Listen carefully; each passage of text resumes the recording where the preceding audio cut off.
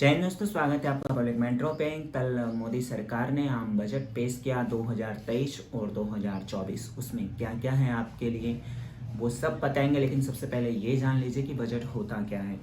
क्योंकि राजनीतिक एजेंडों के हिसाब से वो अपने अपने हिसाब से बजट बनाते हैं। तो बजट एक ऐसा रेवेन्यू है सरकार के नज़र में जो सरकार कहाँ से लाएगी और कहाँ एक्सपेंस करेगी, यानी किस चीज़ में कितना वो खर्चा करेगी, वो पूरा प्रेजेंट जो है वो सदन में रखती है। अब आते हैं सबसे पहले कि आपको किस पे कितना टैक्स मिलेगा। तो जिसका सैलरी 7 लाख से ऊपर सालाना है उसको कोई टैक्स नहीं लगेगा। ये सालाना 7 लाख जिसकी सैलरी है उसके लिए गुड न्यूज है। उसके बाद जो मंथली में 0 से 3 लाख रुपया कमा रहे हैं उनको ऊपर कोई टैक्स नहीं है। जो 3 से 6 लाख कमा रहे हैं उनको 5% टैक्स देना होगा। जो 6 से 9 लाख कमा रहे हैं उनको 10%। जो 9 से 12 उनको 15%, 12 से 15 में 20 और 15 लाख से ऊपर पे 30% का टैक्स जो है वो देना होगा। तो इस तरीके से टैक्स में आप कह सकते हैं कि काफ़ी सारे जो हैं वो छूटें मिली हैं। सस्ते में एलईडी टीवी और जो है कैमरा लेस ये सब सस्ता हुआ, लेकिन जो खाने पीने की चीज़ें थी उस पर सरकार का कोई ध्यान नहीं। तो यहाँ कह सकते हैं कि इसमें कहीं ना कहीं सरकार महंगाई कंट्रोल करने में जो वो फेल हुई है। क्योंकि मैं किसी नेता या किसी राजनीतिक पार्टी से हूँ नहीं, मैं एक रिपोर्टर हूँ। तो जो सरकार अच्छा किया उसकी तारीफ भी होगी और जो नहीं किया है उसकी बुराई भी होगी कि कहाँ सरकार बजट में फेल हो गई है।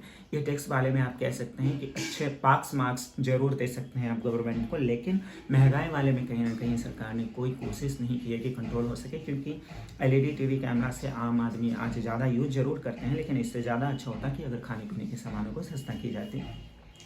बुजुर्गों के लिए 30 लाख रुपए का बचत योजना है, यानी कि अगर बुजुर्ग अच्छे से पैसा जमा करते हैं उनका 30 लाख रुपया हो जाता है तो वो उनको 20,000 रुपया महीना जो है सरकार देगी। ये पॉजिटिव नेगेटिव दोनों है, क्योंकि अगर 20,000 रुपये सरकार दे रही है तो उसके लिए उसकी सैलरी भी उतना होना चाहिए जो बुजुर्ग 30 लाख रुपया जमा कर सके। लेकिन अगर आप पॉजिटिव साइड में देखेंगे तो वैसे बुजुर्ग जिनके बेटे या केयरिंग नहीं कर पाते तो उनके लिए कहीं ना कहीं ये सरकार की योजना अच्छा। अब आते हैं विश्वकर्मा कौशल योजना।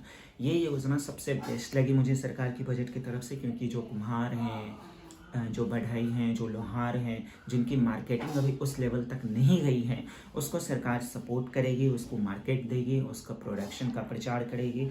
तो इस सब में जो है सरकार उसको जो इन्वेस्टमेंट में पैसा देगी। तो ये मुझे सरकार का सबसे बेस्ट लगा कि जो मिडिल क्लास लोग थे उनको अब मार्केट का आप वो ऑफर देंगे। हालांकि ये 2 साल के लिए है, लेकिन 2024 में चुनाव भी होना है तो आप ये भी कह सकते हैं कि लोक लुभावन बजट जो है ये तैयार किया गया है। शिक्षा जो है 38,000 नए युवाओं को जो है शिक्षा भर्ती होगी, यानी कि महंगाई पे सरकार फेल हुई और रोजगार पे भी सरकार कहीं ना कहीं फेल हो गई है। क्योंकि जिस देश में एक फॉर्म भराता हो 1,000 सीटों के लिए और वहाँ 1 लाख बच्चे फॉर्म भरते हों, वहाँ साल में 38,000 लोगों को ही जॉब मिलेगा। तो ये कहीं ना कहीं मतलब पास मार्क के लायक भी नहीं है सरकार का ये। हाँ, ये कह सकते हैं कि 2024 में इलेक्शन को देखते हुए अगर ये 38,000 को जॉब मिल जाती है तो ये 38,000 सरकार के वोट में इजाफा हो सकता है।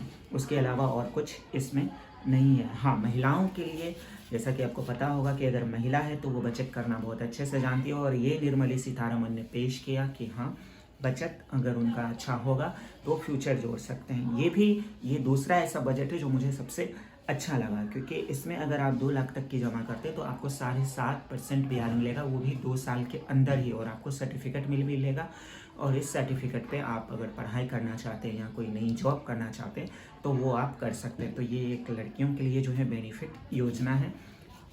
और बुजुर्गों को 15 लाख से 30 लाख तक का अगर हो, वो तो मैंने पहले ही बता दिया था। ये पूरा विश्लेषण था बजट 2023 और 24 का। अब बजट तो हर साल आती है, हर साल जाती है, लेकिन सरकार उसको अप्लाईमेंट कितना कर पाती है ये हम सब जानते हैं। बाकी आपको 2023-24 का बजट कैसा लगा हमें कमेंट करके जरूर बताइएगा। जय हिंद।